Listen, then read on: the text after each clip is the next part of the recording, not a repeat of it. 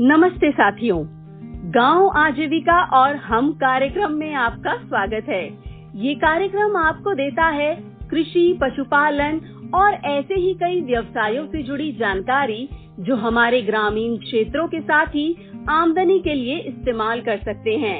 आज से हमारे एक्सपर्ट अशोक झा हमारे साथ हैं, जो कि पिछले 12 सालों से प्रदान संस्था के साथ जुड़े हुए हैं।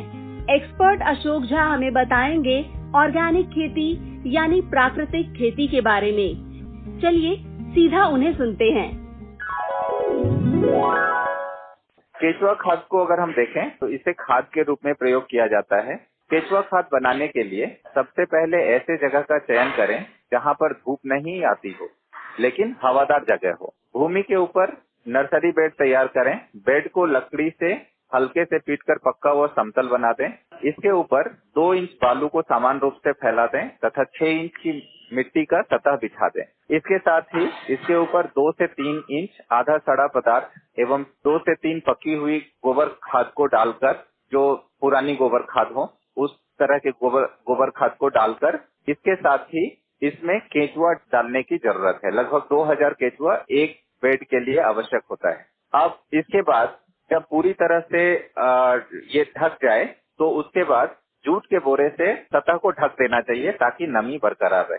केचुआ बेड का तापमान 25 से 30 डिग्री सेंटीग्रेड तक होना चाहिए। इसको बीच में किसान अपने हाथ से भी चेक कर सकते हैं या थर्मामीटर का प्रयोग करके किया जा सकता है। इसके साथ ही इसको अलग अलग तरीके से जब बनाने की जो प्रक्रिया है, केचुआ बेड में गोबर की खाद कड़क हो जाने पर या ढेला अगर बन जाता है तो उसको हाथ से तोड़ते रहना चाहिए। सप्ताह में एक बार केचुआ खाद को पलटना आवश्यक होता है। बनने के क्रम में 30 दिन बाद छोटे छोटे केचुआ दिखने शुरू हो जाएंगे। इसमें हर सप्ताह कूड़े की 1 या 2 परत को बिछाया जा सकता है। तो किसान इसमें लगातार जो भी उपलब्ध सामग्री है उसको बिछा सकते हैं। 3 से 4 परत बिछाने के बाद हर 2 से 3 दिन में कचरा ऊपर से नीचे करें और नमी को बनाए रखें। इस तरह 42 दिन पूरा होने के बाद में पानी छिड़कना बंद कर दें। इस पद्धति से लगभग 1.5 माह में केचुआ खाद बनकर तैयार हो जाता है एवं इसकी पहचान कैसे होती है, या चाय के पाउडर के जैसा दिखना शुरू होता है। और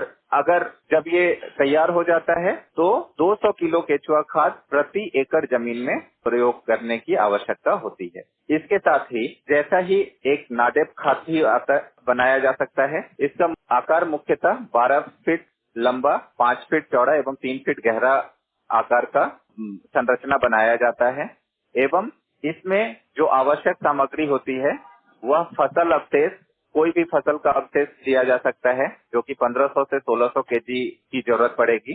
15 से 16 क्विंटल गोबर खाद 1 क्विंटल से 1.5 क्विंटल की जरूरत पड़ेगी। भुरभुरी मिट्टी लगभग 1.5 क्विंटल और पानी लगभग 1500 से 2000 लीटर की आवश्यकता पड़ती है। इसे बनाने की विधि अगर देखें तो सबसे पहले प्रथम परत में फसल अवशेष आदि को 3 से 4 इंच के टुकड़ों में काट लें एवं इसे 6 इंच की मोटी सतह में जमाएं। यह वनस्पतिक कचरे को 4 से 5 किलो गोबर का 100 से 150 लीटर पानी में घोल बनाकर अच्छी तरह से गीला कर लें। गीली सतह पर 50 से 60 किलो साफ छनी हुई मिट्टी फैलाकर डालें तथा थोड़ा गोबर का घोल छिड़क दें। द्वितीय परत जब बनेगा, इसमें प्रथम परत के अनुरूप क्रमवार द्वितीय परत को भी डालना आवश्यक होगा।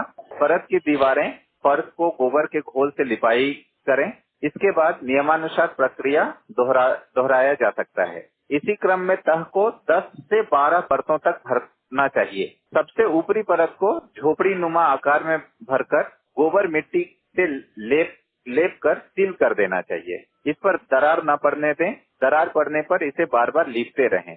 5 से 6 दिन बाद जाली से अलग अलग जगह की गर्मी को महसूस करें और इसको 15 से 20 दिन में तह के सामग्री सिकुड़ कर यह 6 से 8 इंच तक अंदर धंस जाएगा। धंसी स्थिति में बिना सील को छेड़े इसमें 2-3 परत समान रूप से फिर से भर दें। अलग अलग गोबर एवं अन्य उपलब्ध जो भी कृषि सामग्री है उससे इसको भरा जा सकता है। इसके बाद 3 महीने तक इसको छोड़ दिया जाता है।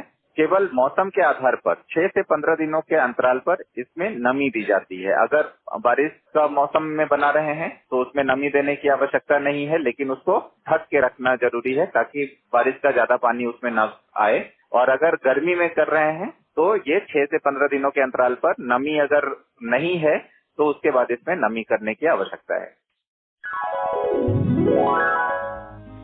साथियों, अगर आज के विषय से जुड़े आपके कोई सवाल हैं, तो फोन में नंबर 3 दबाकर जरूर रिकॉर्ड करें। नमस्ते।